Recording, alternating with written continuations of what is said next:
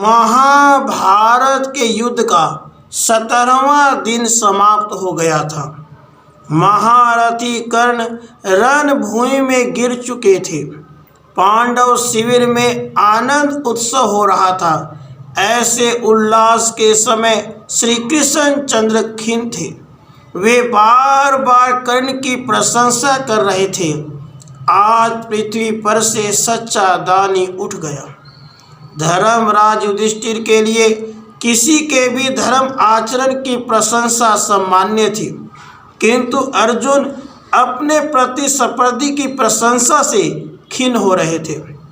श्री कृष्ण चंद्र जी बोले, हे धनंजय, देखता हूँ कि तुम्हें मेरी बात अत्युक्तिपूर्ण जान पड़ती है। एक काम करो, तुम मेरे साथ चलो और दूर से देखो। महादानी कर्ण अभी मरे नहीं हैं। उनकी दानशीलता अब भी तुम देख सकते हो। रात्रि हो चुकी थी।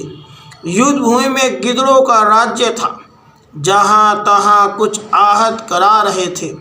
शस्त्रों के खंड, बाणों के टुकड़े, लाशों की ढेरियाँ, रक्त की कीचड़ से पूर्ण युद्ध भूमि बड़ी भयंकर थी। अर्जुन को श्री कृष्ण चंद्र जी ने कुछ दूर छोड़ दिया और स्वयं ब्राह्मण का वेश बनाकर पुकारना प्रारंभ किया, कर्ण, दानी कर्ण कहाँ है? मुझे कौन पुकारता है? कौन हो भाई? बड़े कष्ट से भूमि पर मूर्छित प्राय पड़े कर्ण ने मस्तक उठाकर कहा। ब्राह्मण कर्ण के पास आ गए। उन्होंने कहा, मैं बड़ी आशा से तुम्हारा नाम सुनकर तुम्हारे पास आया हूँ। मुझे थोड़ा सा स्वर्ण चाहिए, बहुत थोड़ा सा। आप मेरे घर पधारे। मेरी पत्नी आपको जितना चाहेंगे उतना स्वर्ण देगी। कर्ण ने ब्राह्मण से अनुरोध किया, परंतु ब्राह्मण कोई साधारण ब्राह्मण हो तब तो घर जाएं। वे तो बिगड़ उठे, नहीं देना है तो ना दो, इधर उधर दौड़ाओ मत, मैं कहीं नहीं जाऊंगा, मुझे तो 2 सरसों जितना स्वर्ण चाहिए।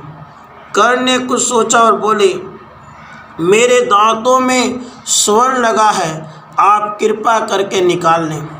ब्राह्मण ने घृणा से मुख सिकोड़ा, तुम्हें लज्जा नहीं आती एक ब्राह्मण से यह कहते कि वह जीवित मनुष्य के दांत तोड़े?